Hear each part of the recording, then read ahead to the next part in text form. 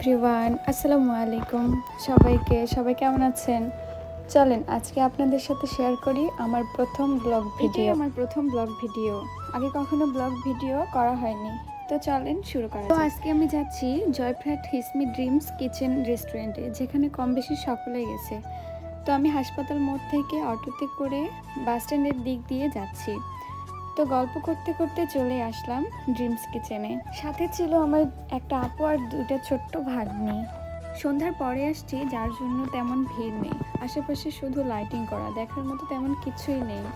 সন্ধ্যার পরে আসলে প্রায় সময় ফাঁকাই থাকে, তেমন একটা ভিড়ও থাকে না। আপু তার মেয়েদেরকে নিয়ে ক্যামেরাতে ছবি উঠাচ্ছে, আর এদিকে আমি দেখতেছি কে কোথায় ছবি উঠাচ্ছে, কিভাবে ছবি ওঠানো যায়।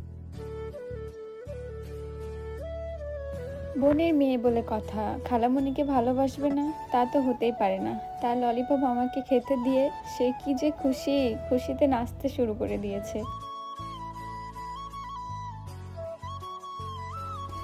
একটা কথা কি জানেন, মন খারাপ থাকলে রুমে শুয়ে বসে না থেকে বাইরে কোথাও ঘুরতে যাওয়া উচিত। তাতে মন কিছুটা হালকা হয় আর ভালোও লাগে। কার জন্য মন খারাপ করবেন? যে আপনাকে বোঝেই না তার জন্য মন খারাপ করে থাকার তো কোনো প্রশ্নই আসে না। দিন শেষে যাই হয়ে যাক, নিজেকে ভালো রাখতে হবে। এই যে ফুলগুলো কত সুন্দর, তাদের মতো আমাদের জীবনকেও সুন্দরভাবে নিতে হবে। যাই হোক, অনেক কথাই বলে ফেললাম। তো আমাদের ঘুরে দেখা, ছবি তোলা সব শেষ। এখন আমরা খাওয়া দাওয়া করবো। অনেক দিন কালাভুনা খাওয়া হয় না।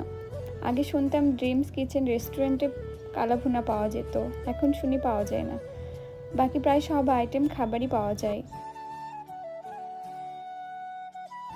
খাইতে যাওয়ার আগে দেখি লাভের মধ্যে সবাই ছবি তুলতেছে, ভাবলাম আমিও একটু ছবি তুলি। একটু বসছিলাম ছবি ওঠানোর জন্য, কিন্তু না, আমার মাথা ঘুরতেছে। মানুষ কিভাবে যে বেশিক্ষণ বসে থেকে দোল খায়, বাপরে। এই ফুলটা পড়েছিল লাভের পাশে। কেউ হয়তো তার ভালোবাসার মানুষকে গিফট করছে, হয়তো সে নেয় নাই, তাই আমার ভাগ্নি দেখতে পেয়ে আমাকে দিয়েছে। ফুল সবসময় গাছের সুন্দর, হাতে কখনো ফুল মানায় না। যার স্থান যেখানে, তাকে সেখানেই ভালো লাগে। এবার আমরা ড্রিমস কিচেন রেস্টুরেন্টের পূর্ব পাশের হোটেলের কালাভুনা খেতে চলে আসলাম। শুধু ভিডিওতেই দেখি এখানকার কালাভুনা নাকি অনেক সুন্দর। তো চলেন দেখি, টেস্ট করাই যাক। আমাদের প্রত্যেকেরই উচিত খাবারের আগে হাত ধোয়া, কিন্তু না, আমরা তা করি না। সবসময় খাবারের পরে হাত ধুই, বিশেষ করে বাসায়। তো হাত ধুইতে ধুইতে এসে দেখি খাবার দেওয়া শেষ। তো কালার দেখে মনে হচ্ছে সত্যি খেতে অনেক মজার হবে। সাথে একটা করলা ভাজিও নিয়েছি আমরা। সত্যি বলতে অনেক টেস্টি ছিল। খাওয়া শেষ করে বাইরে এসে দেখি কুকুরটা অনেক মন খারাপ নিয়ে শুয়ে আছে। তার প্রেমিকা হয়তো তাকে ছেড়ে চলে গেছে। তাকে এই ফুল দিয়ে সান্ত্বনা দিলাম, তারপরেও কোনোভাবে রাগ অভিমান ভাঙাতে পারলাম না। হয়তো তার প্রেমিকা আসলে তার অভিমান ভাঙবে।